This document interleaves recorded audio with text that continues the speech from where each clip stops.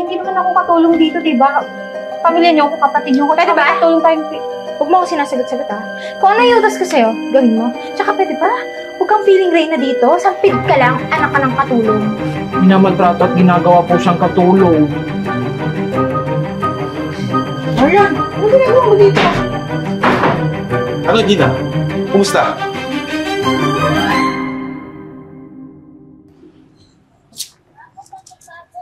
Dapat malinis na para pagdating ni Mama. Maging... Ay! Ma! Mano po? Ano ba yung ginagawa mo, linis? Nakikita kita eh.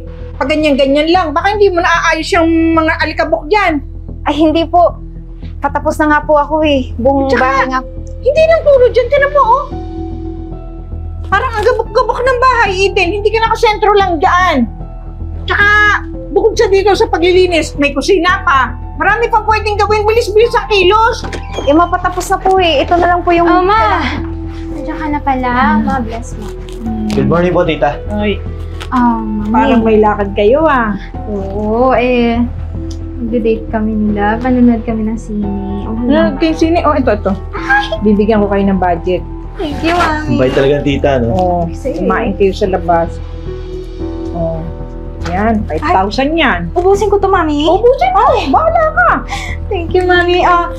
Eden, marami akong labahin doon. Pati yung bedsheet ko, pati mga korina. Pwede ba pakilabahan? Ay, siya nga pala. Palagdag na yun yung damit ko kahapon. Pinawisan kasi naglaro akong basketball eh. Teka lang po. Eh, hindi naman ako katulong dito, di ba? Pamilya niyo ako, kapatid niyo ako. Pwede ba? Katulong tayo. Huwag mo ako sinasagot-sagot, ha? Kung ano yung utos ko sa'yo, gawin mo. Tsaka pwede ba? Huwag kang feeling Reyna dito. Sampid ka lang, anak ka ng katulong. Oo nga. Ba't ba kasi ang drama mo pa? Susunod ka din lang naman. Wala ka rin naman magagawa. Nasagot ka pa. Hindi na lang maglaba kung maglalaba. Dalian mo't maglilinis ka pa. Lalaba lang, may washing machine naman dyan. Napakatamad mo. Sige na. Mami, alis na ako, ha? Sige na. Nalilate na kami. Gagabihin kayo. Tita, Ingat. Sige, ingat. Dalian mo na. Pati kusina, halilinisan mo. Lakad ka na doon. Dalian mo na.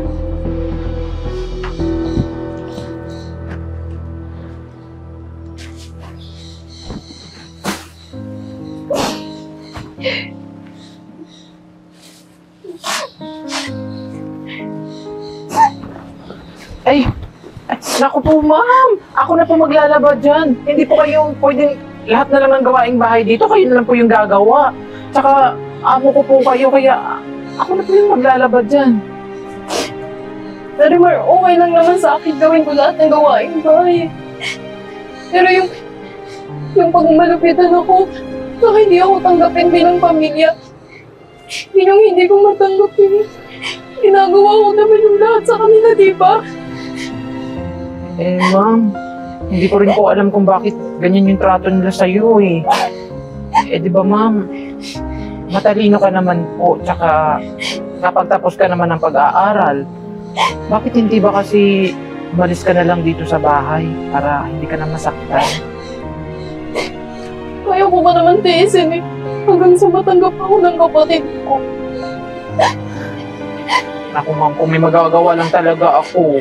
Pero, ma'am, hayaan mo na ako na po maglalaba dyan. Tsaka, ma'am, magbihis po kayo kasi may papakilala po ako sa inyo. Sige, ma'am, aalis po tayo pagka natapos ko na pong labahan yan. Sabi po, ako na po. Ako na po maglaba. Magpahinga kami muna sa loob. Sige, ma'am.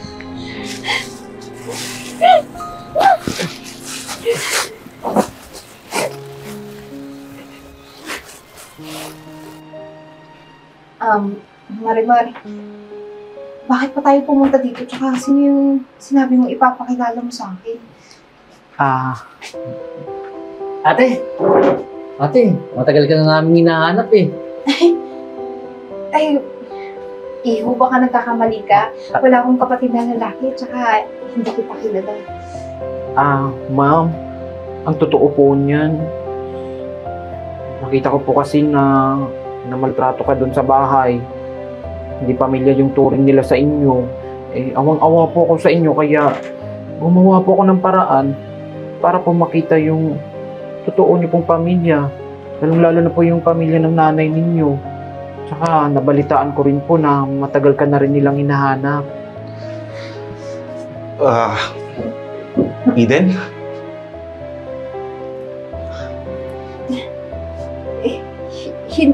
Hindi po kita kilala.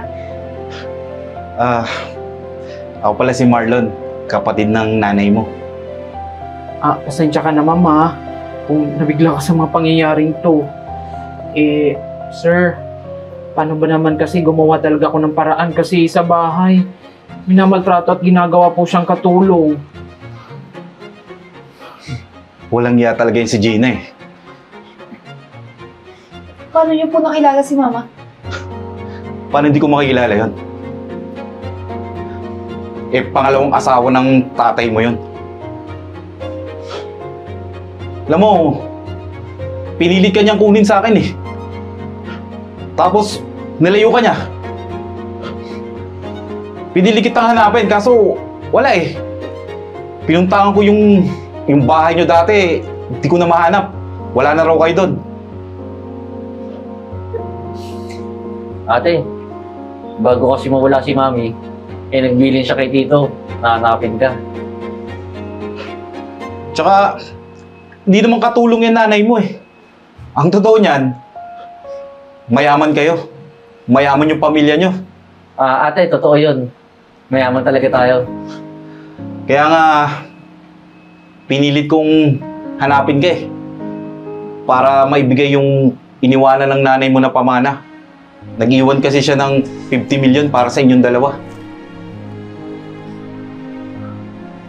50 million? Oo, Aiden. Marimar, maraming salamat sa'yo kasi nakita na namin si ate. Naku, sir, walang anuman po yun. Ang totoo niya, nagpapasalamat din po ako sa inyo kasi finally po, nahanap niyo na po yung ito si Mom. Marimar, maraming salamat din sa'yo kasi hindi dahil sa'yo, siguro, habang buhay na ako, mamaltratuhin nila. Naku, Ma'am, my pleasure po. Walang anuman. Tsaka Aiden, simula ngayon, wala nang mga api sa'yo. Salamat, Tito. Mas mabuti pa, sumama ka na sa amin para madala ka namin doon sa bahay niyo. Pero kailangan ko pa pong umuwi eh. Kailangan ko kunin yung mga gamit ko. Sige po, mauna muna ako.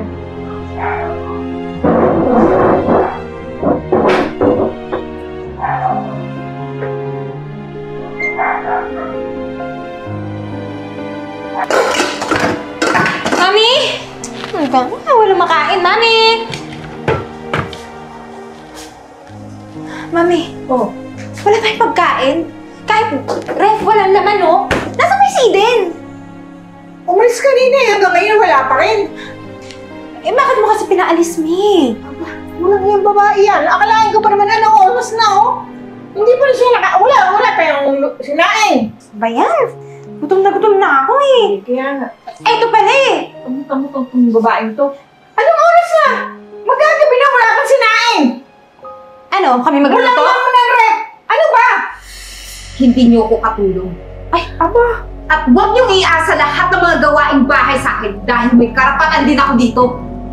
Uy, ipapak na! Sasabi mo. Kaya ka natuto managot ng ganyan ha? Kang feeling? Kala mo kaya mo kami, ha? Bakit? Totoo naman, di ba? May karapatan ako dito. Mami, palayasin mo na yan. Hindi pwede to. Sinasagot-sagot tayo. Natututo na nga itong managot eh. Dapat dito, matanggal na yan! Malayas! Lumayas ka nga! Lumayas ka! Huwag ka magbabayaw! Kunin mo mga gamit dito! Sige, Mi. Tatakbo ko sa labas mga gamit niyan. Ma'am, bakit niyo po pala ako pinatawag dito? May kailangan po ba kayo? Marimar, gusto kong sabihin sa'yo na hindi lang kita kayang pasweldohin. Yung mga negosyo namin, nagkandalugi-lugi na. Ito kasi si Virgo, hindi marunong magpatakbo ng negosyo. Nagkanda ubus-ubus na kami. Ganun po ba, ma'am? Sige po, okay lang po kasi may papasukan naman po ako ng ibang trabaho. Alam mo, Virgo, mag-impake ka na.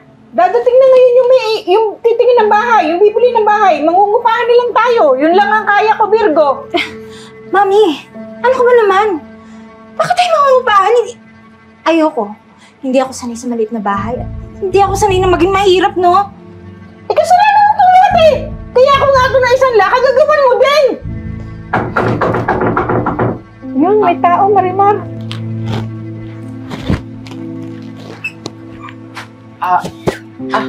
Sir, tuloy po kayo, sir. Pasok po. Thank you. Mukhang maganda tong bahay ah. Magkano nga po ulit to? 3 million lang po, sir. Actually, mababa pa nga sa 3 million to eh. Pero di ko to bibilin. Kasi dito na kami titira.